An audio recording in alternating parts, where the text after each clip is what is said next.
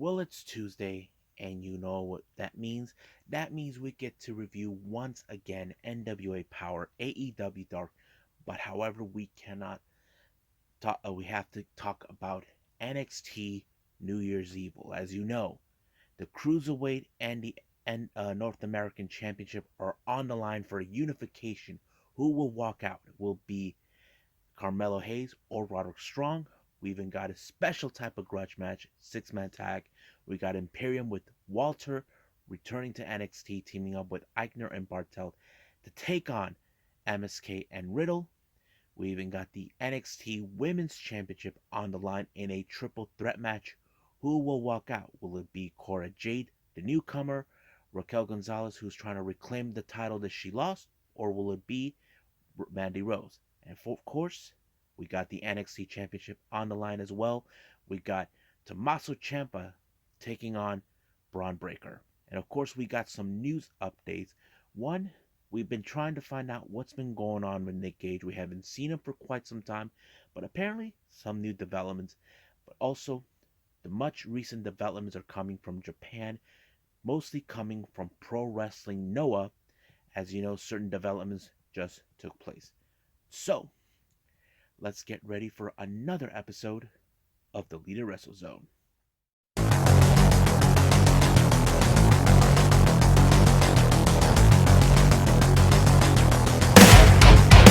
Are you ready? Get up, get up! Get up, get up! Get up, get up! Get up, get up! Get up, get up! Get up, get up!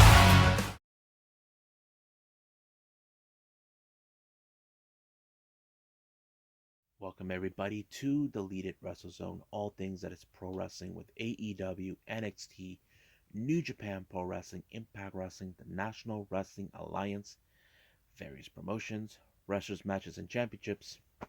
I am your host, Jay right here. So, let's begin with the latest NWA with Powerrr.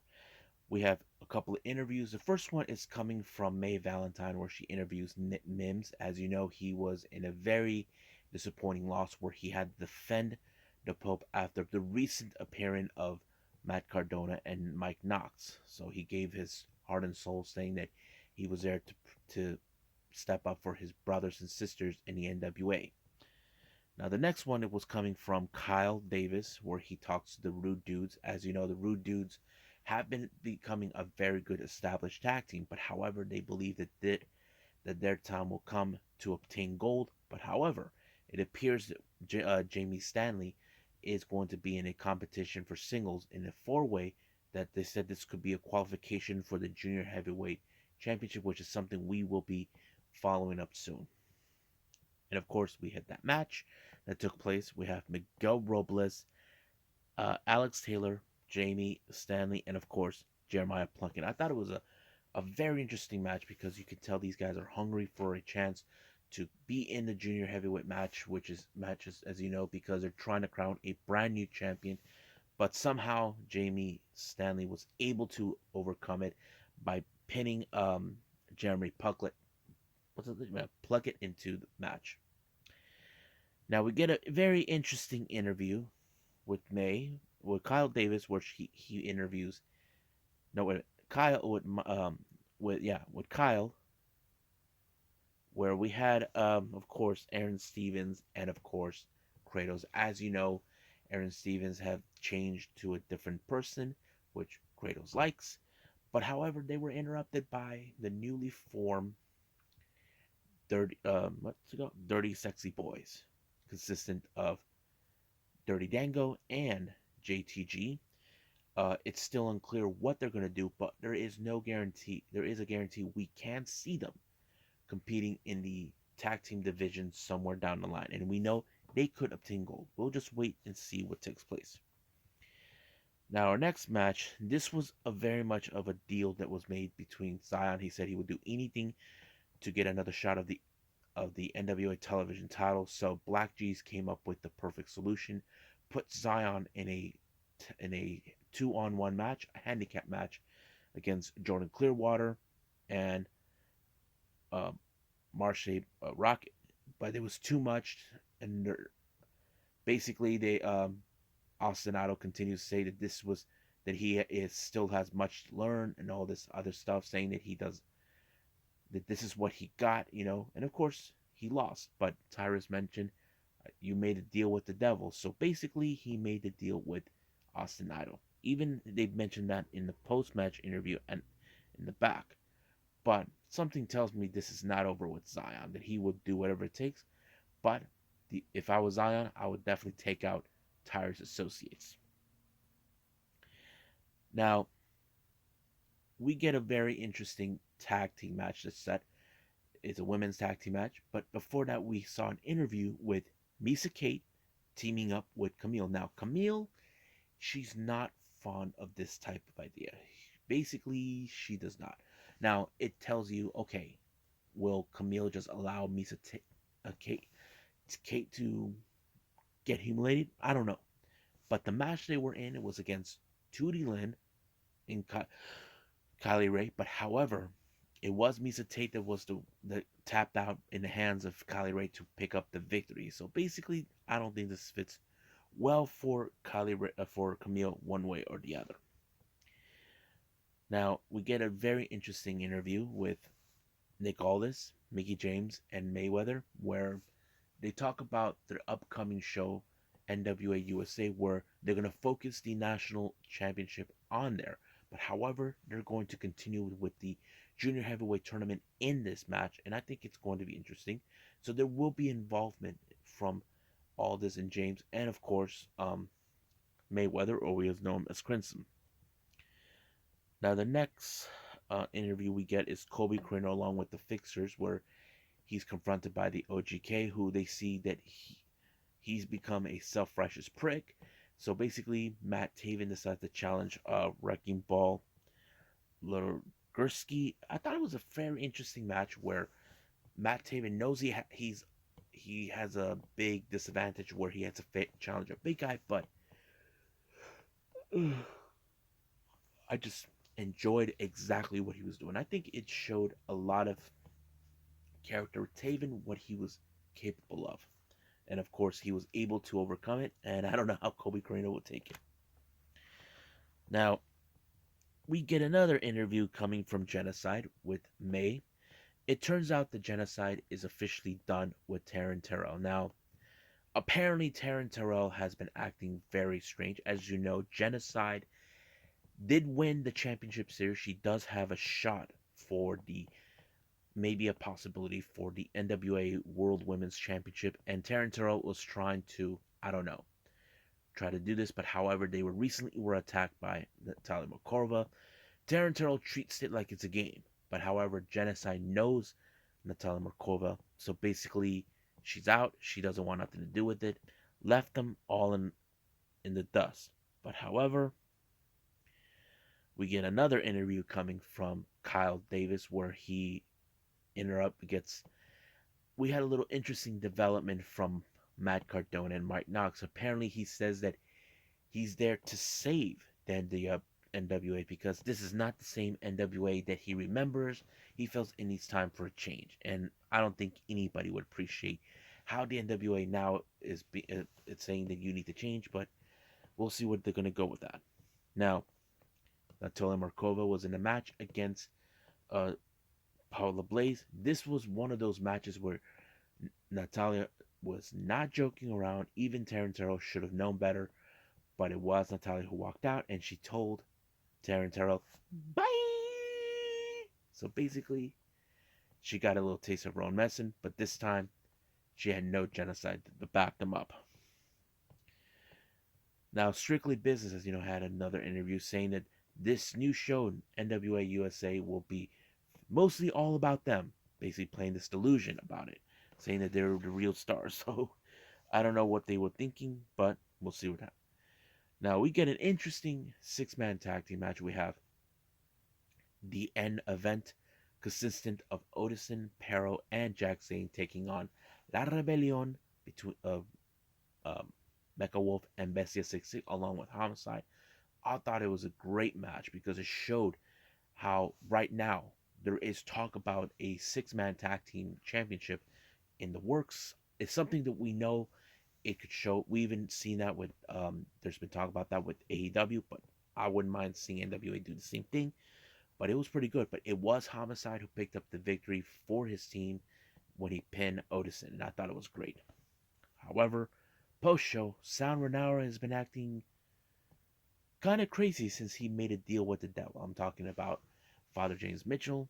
Basically, I don't know what's up with that, but he looks more like he was like in a cycle ward. I'm not sure, but we'll see what happens next week, and I'm kind of curious what's going to take place from there on. But right now, I believe we got AEW Dark.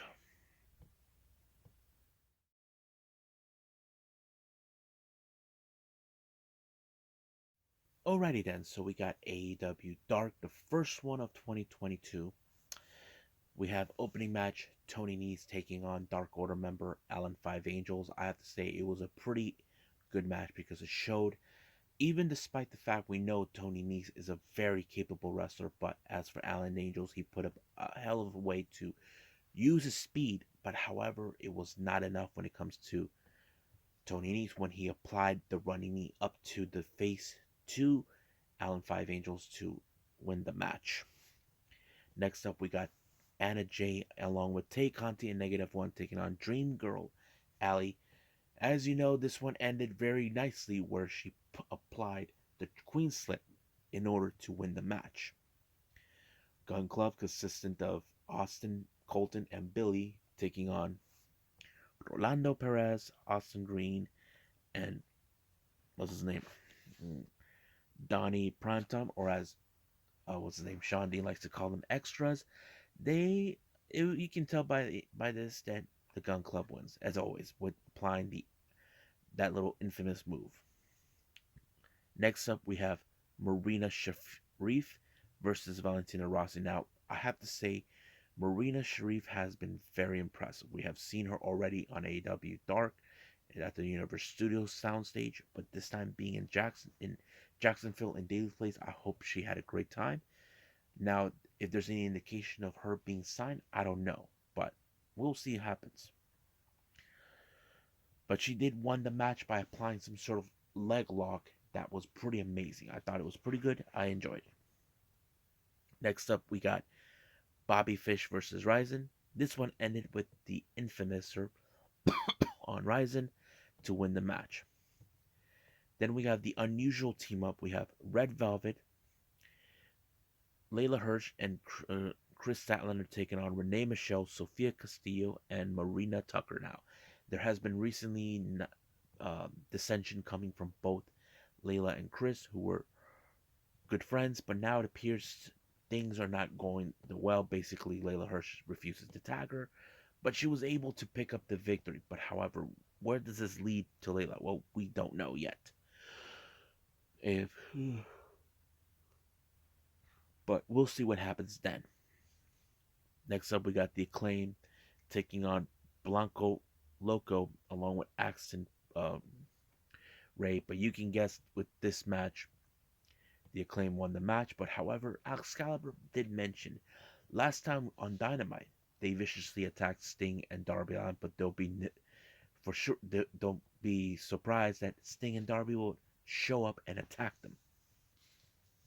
Next up, we got Jamie Hayter taking on Matty Rakowski. I have to say, Jamie Hayter has been very impressive. And as you know, Matty Rakowski, we've seen her many times over at NWA and AEW, but we'll see what happens then. But it was Jamie Hayter the one. Next up, we got Dante Martin versus Chandler Hopkins. I have to say it was a pretty good match, but however, Dante pulled off with that infamous moonsault in order to win the match. Next up, we got Sammy Guevara taking on Ho Ho Loon, which is incredible to see him. But it was the way Sammy ended in this match. He applied the Go to Hell maneuver, but he decided to send a message to Cody Rhodes with the infamous Crossroads. I hope he got the message. Next up, we got Powerhouse Hobbs taking on Colt Cabana. You know how powerful Hobbs is. He was able to pick up his victory. Now, the next up, we got which is our main event. JD Drake along with Caesar Bononi taking on Brian Pillman Jr. I thought this match was really good, where we're seeing like a bit of a warm up before this coming Wednesday. But I have to say, Brian Pillman Jr. pulled it off real great with the flying lariat off the springboard, off the ropes. But it was nice. So I think that's pretty much it. What we got with AEW Dark, and I believe it's time for NXT New Year's Evil.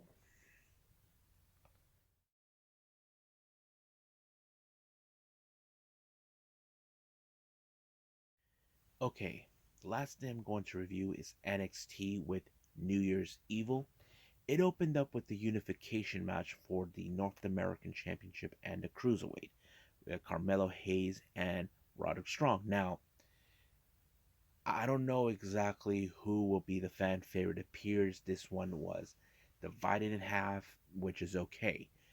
But the real question is who will walk. I have to say it was a pretty good match. I mean, it showed there's these two wrestlers. We know that Roderick Strong has been North American champion before with his previous group. Do we know the Undisputed Era? But however, it was Carmelo Hayes who did state it. I don't miss, and he did not miss. He applied a really good finisher onto Roderick Strong to become North American champion at cruiserweight. So basically, we probably will see that the cruiserweight title will be retired soon enough. Now, as you know, Ciampa is preparing for his main event match against. He received a surprise visit from Styles, where Styles came out for a promo. Waller shows up, tries to prove a point, saying, "Oh, the reason you lost to Omos was because your mind was on me." But however, AJ Styles wanted to challenge him, but we all know Waller, Waller Waller's too scared of him, or he just doesn't want to fight him. But he even tried to humiliate him, but it didn't work. AJ got him really good. So we've been told now there's going to be a match between those two next week. Now, some good news if you guys are big fans of tag teams. It's that time again in the year. We know, if you guys know this or not, the Dusty Rhodes Tag Team Classic is back. It will be taking place in 2 weeks' time for the men's division, but the women's will take place in February. I'm excited for this because I'm looking forward to it. I love tag teams. They're really good. Now, in recent development with Pete Dunne, as you know, he was viciously attacked by Tony D'Angelo with the crowbar. It appears that Dunne is not done yet, so he thinks that Tony D'Angelo didn't do a damn thing. He did not finish him off like he should have. So it turns out that there's going to be a match next week between those two, and they're going to have a crowbar on a pole. So whoever grabs that crowbar will be using that as a weapon. So this is going to be one slobber knocker of a hell of a match we're going to watch. Now, this next match, this is more of a rivalry between these two factions. We have Imperium, with Walter returning as the England General, teaming with Fabian Eichner, and Marcel Bartel, taking on MSK, Nash Carter, Lee West, along with their shaman, um, Riddle. I have to say, this match was pretty good. It showed, okay, MSK are not joking. So basically, as you know, Imperium believes that MSK are an embarrassment to professional wrestling, but however, they actually lost to them when um, Riddle applied the RKO onto I think it was Marcel Bartel, and I thought it was pretty good. But however, what does this mean? Did Walter need Imperium to get back in their shape? Well, we don't know yet, but it's pretty good. But it did show later on where MSK are being told by Riddle that it's time for them to pursue for the tag team titles. But it turns out that they will be competing in the Dusty Classics. But once again, another team who has a problem with them, should I say the Creed brothers, also announced they're in it too. Now, speaking of tag team classics, Joe Gacy and Harlan also made it clear they will be involved in this, and I'm just kind of surprised that that's going to happen, but I would like to see it, how it goes, but we'll see about that. Now, Mandy Rose decided to show off, saying she's coming on a helicopter. So basically, she believes this is how a real women's champion should ride. Now, Electra Lopez, as you know, recently both Legado has been dealing with uh, Zion Quinn for a while. So basically, there's going to be a match set next week. Whoever wins between Santos and Zion Quinn, Electra Lopez will walk out with the winner. So that's going to be a very interesting match to watch. Now, the next match, we have the NXT Women's title and a triple threat match. I thought it was pretty good, but however, I like how the in ring psychology worked. As you know, Coral Jade has always been lucky to win the match, but somehow Mandy Rose picked up on every move in order to retain the title. So basically, the universe, the NXT universe, are saddened that Cora Jade did not win, but we'll see what happens. But if I was Cora Jade, I would work my way back on top to get that title. Now, Andre Chase showed up. As you know, recently we saw what Harlan Wood did, basically trying to beat him. Even one of Chase Chase tried Andre Chase tried to save him, but however he was interrupted by Von Wagner and attacked him, and then he attacked the students and other people. It was so bizarre, so kind of, I don't know what to say, if this was part of the whole thing. I don't know, but he was escorted out as soon as possible. Now let's get to the main event, which was the NXT Championship. I thought it was pretty good. Like, this is more of a generational type of war. As you know, Tommaso Ciampa is the old guard, while Braun Breaker is the new guard. So I thought it was amazing. But somehow Braun Breaker was able to prove that he has what it takes. He did not give up. Even whatever moves that Ciampa had on his bag of tricks did not work either. But Braun Breaker was able to win the match in order to become NXT champion. Now, off camera, there is when NXT went off the air, Ciampa went up to someone who was there. It turns out, if you guys know this or not in real life, Braun Breaker's father is none other than the infamous Rick Steiner of the Steiner brothers. He was there to watch his son in this match, and of course, Ciampa shake his hand, and of course, we saw Rick Steiner make his get in the ring to congratulate his son becoming NXT champion.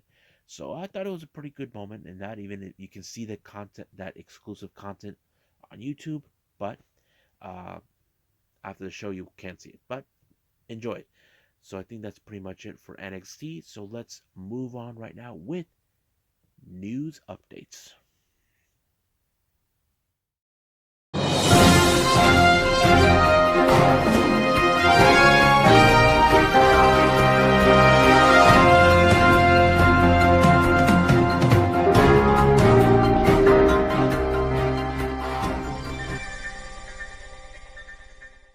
Now, in recent time, as you know, here in the news updates, I have noticed, if you guys have, we haven't seen Nick Gage for quite some time. I'm trying to remember the last time we saw him was at War Games, where he and members of Second Gear Crew might have beaten what's his name 440. But however, it was later revealed that Nick Gage is taking some time off to heal the body and the soul.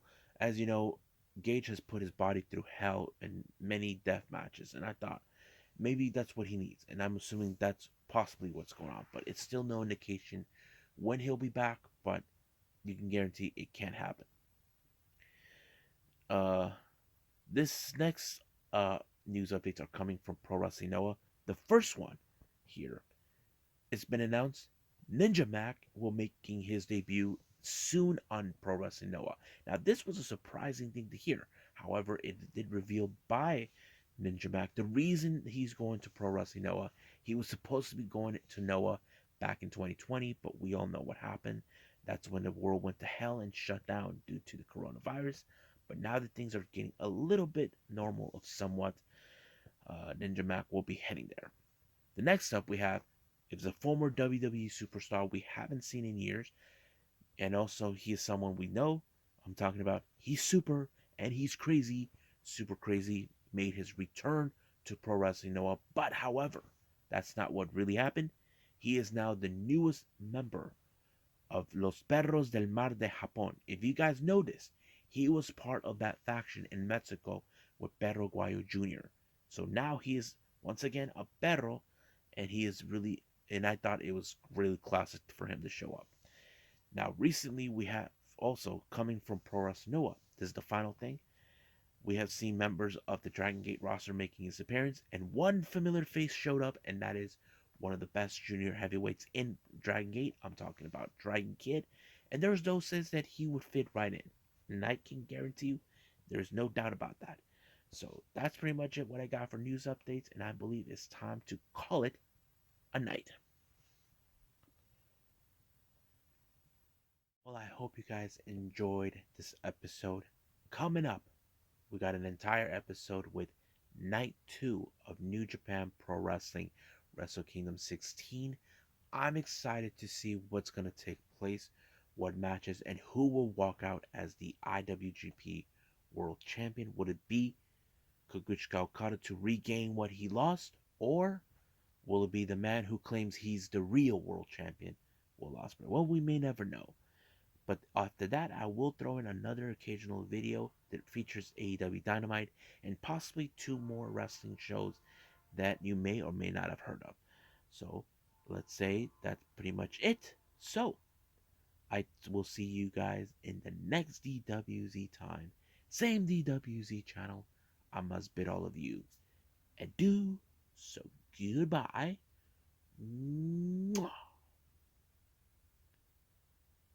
And have a nice day. Bang.